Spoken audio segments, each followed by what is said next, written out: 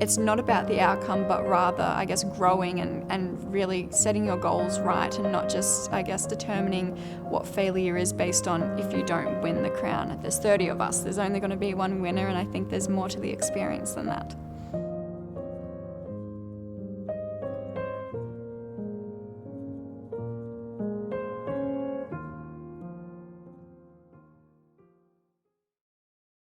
My name is Caitlin Pittick. I am currently 19 years old and I am a Miss World Australia National Finalist for Victoria. Miss World Australia is a beauty pageant that is a little bit different from most. So I was actually scrolling through social media one night and it just came up with an apply now sort of thing, and I looked into it a little bit just to see what it was all about, because obviously beauty pageants have a little bit of a bad reputation, but then I saw the whole purpose behind it, and I mean, at the time I didn't really have any career path, so I thought, why not give it a go?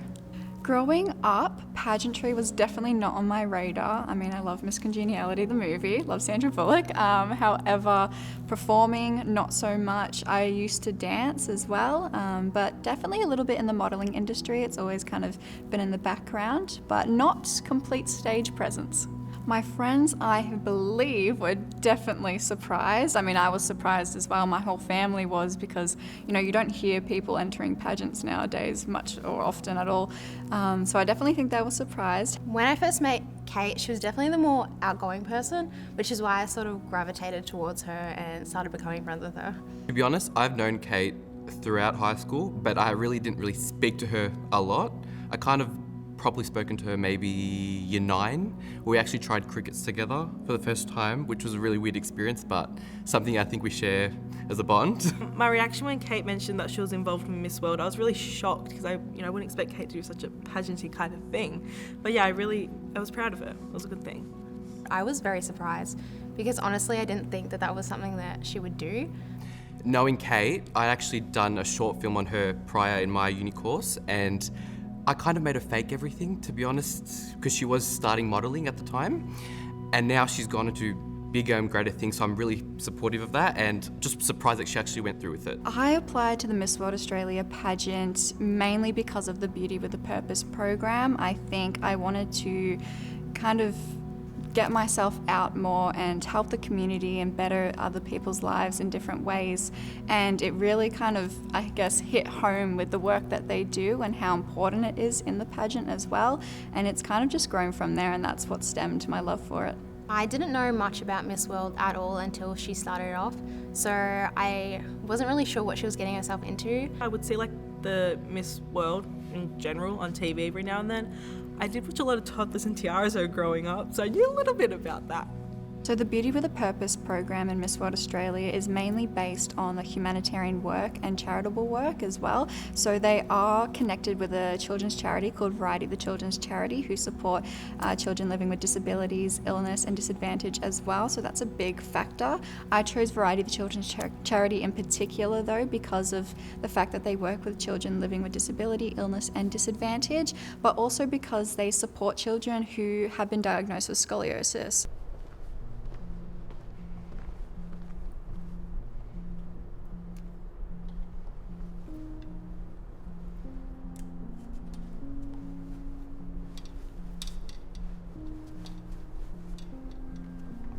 So I found out about my scoliosis in a dance class that I was in. I've never heard of it.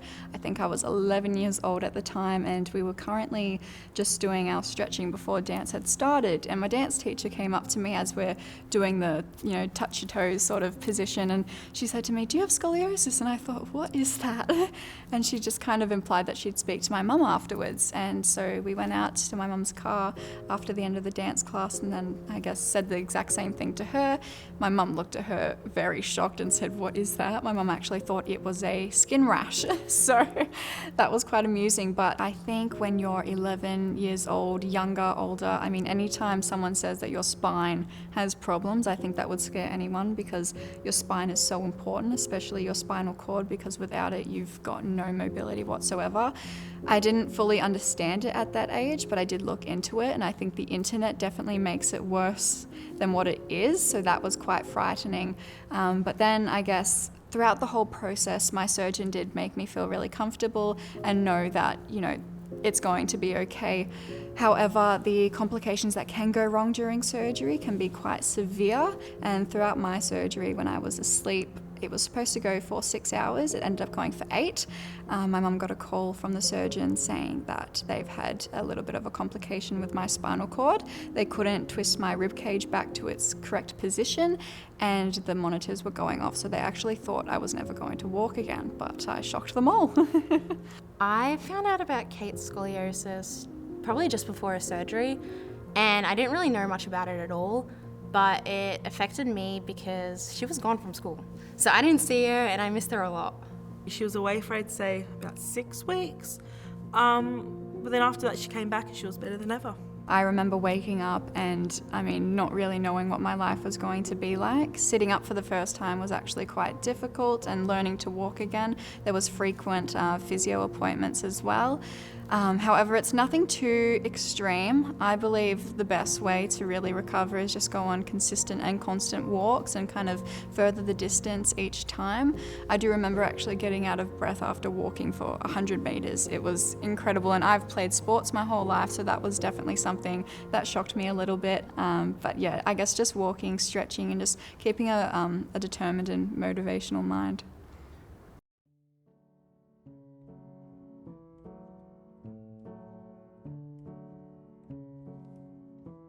So my charity events, I believe I held 3. So my first charity event was quite small. I actually worked with a local business, where we made smoothies for the public, and a portion of that was donated to the charity. The next 2 that I did after that were cocktail based. So I had all my friends and family and, anyone, mutual friends and things, they would come along to support the charity, and obviously my Miss World journey, but also that the money is going towards such an incredible charity that's, helping families, bettering their children's lives as well. I've attended all of Kate's charity events. They were really exciting, really fun. Kate knows how to have a good time and set up a fun party for all of us to celebrate with her. We all got to dress up so nice, drink a lot and eat, and yeah, it was just a really good time. They were very good. It's a good excuse for everyone to catch up and raise money for a very important charity to Kate. She wore these jumpsuits. I remember once with these big stilettos, she looked really hot and sexy. Kate really outdid herself at each charity event. Did her hair, makeup. She looked like she was ready to win Miss Australia, I'd say. So when I applied online, and then I got an email back saying that I had been accepted. There were a few checks that they had to go through, socials, obviously, making sure that I'm in the age bracket and things like that.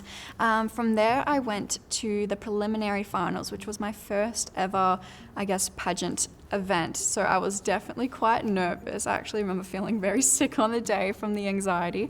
But once I got there, and I think all of us were in the same position, we were all quite new to the pageant world. So it was really good to meet some other girls and, bond over that.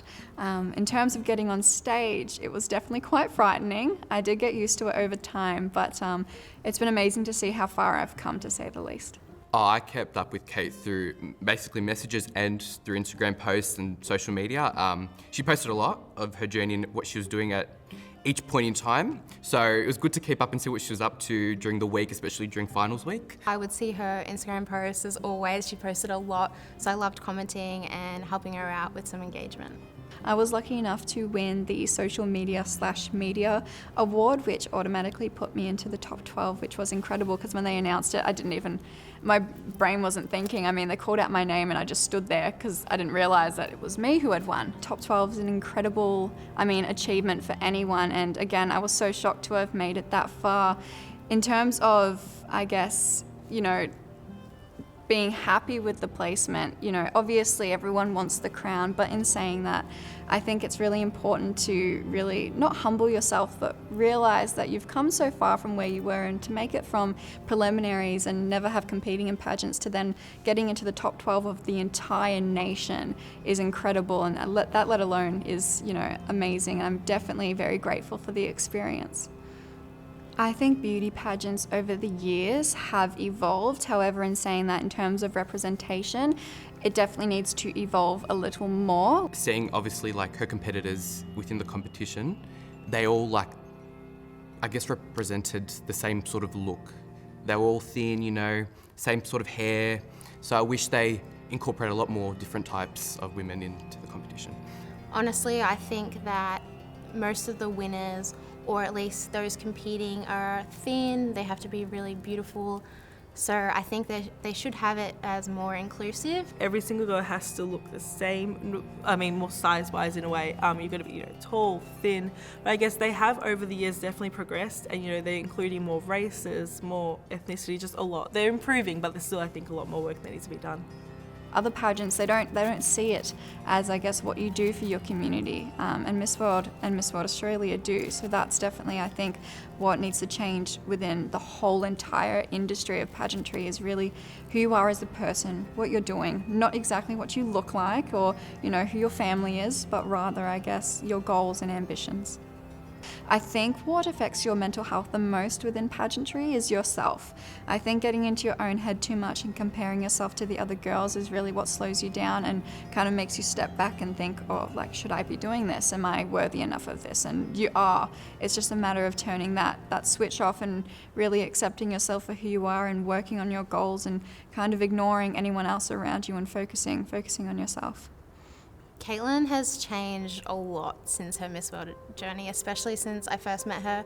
She has grown so much. She's definitely a lot more confident within herself, and I absolutely love how she's just glowing as a person now. She's definitely just overall, I reckon, become a lot more wiser in the work that she's done, and yeah, really proud of everything she has done. She's outgrown, she's become a new person. Yes, she's always been confident, but now she talks to more people. She's become more responsible with the way she does things. She's more dedicated to her work and her craft, which I'm really proud of her for doing. I believe I have developed incredibly. I mean, from high school, and I was still an outgoing girl, but I wasn't confident in myself. So over this whole time of pageantry and even my scoliosis, I think I've developed incredibly, and I guess I've found my voice, and I know who I am. I'm still learning, I'm still growing, and I do have goals and ambitions still, but I mean, to think that, you know, an 18-year-old girl who's never spoken on stage then now is so confident speaking on stage and kind of owning it for who she is and not really caring what anyone else thinks of her has definitely made me think that I've come such a long way, and I plan to continue that and hopefully continue to grow.